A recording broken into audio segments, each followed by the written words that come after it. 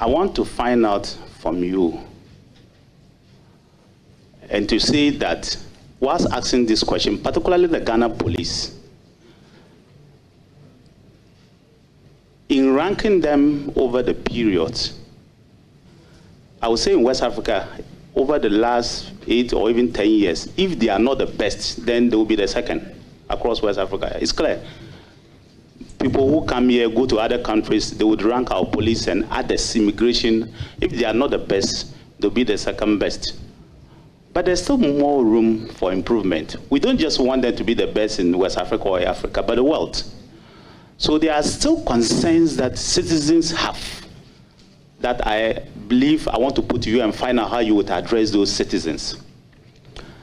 The current Inspector General of Police and his team, the POMAC group, went and visited drivers, visited other people. In 2021, they took over to interact with them because of those same concerns.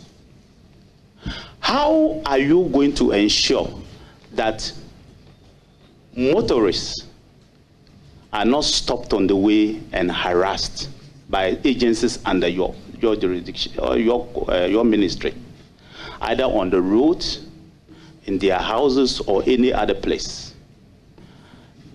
Also, the few ones who will stop people and pick something from them, money in particular, how do you intend to ensure that we eradicate that in forever? It should not be part of it.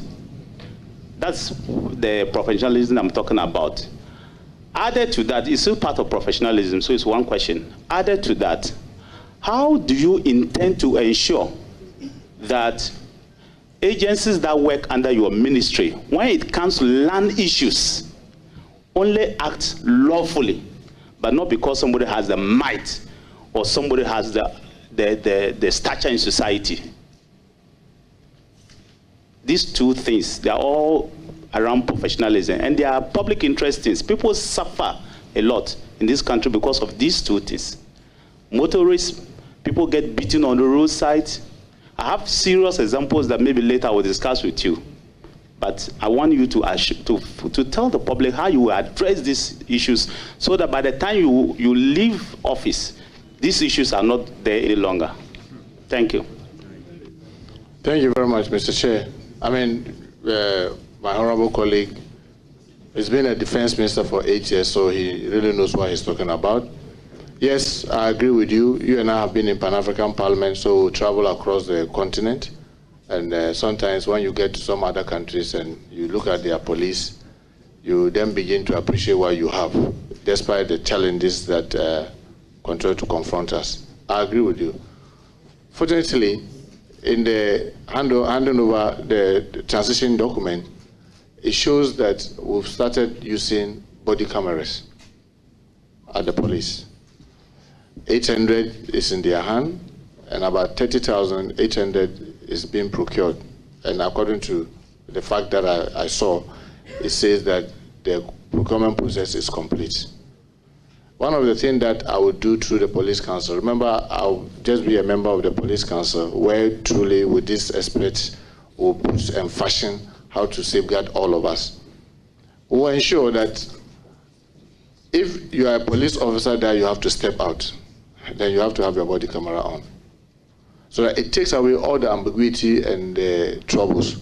Because when you put the body camera on, everywhere you are being recorded, not only you and your environs. So that if you are on the road extorting money, it will show. If you are brutalizing others, it will show. Whatever other thing that you are doing, the body camera will record and it will show what you are doing. So I believe that the hierarchy of almost all the agencies are also concerned when they hear some of these complaints, and they've been making frantic efforts to make sure that it goes down to the barest minimum. And we must also admit, in the what you call some time now, you don't see much of this harassment on the road, but you still see packets of it. We must do everything to make sure that they remain professional. And the only way to take this ambiguity, in my view, Honorable Chair, is to have the body camera on and then insist and make sure that everybody adheres to it.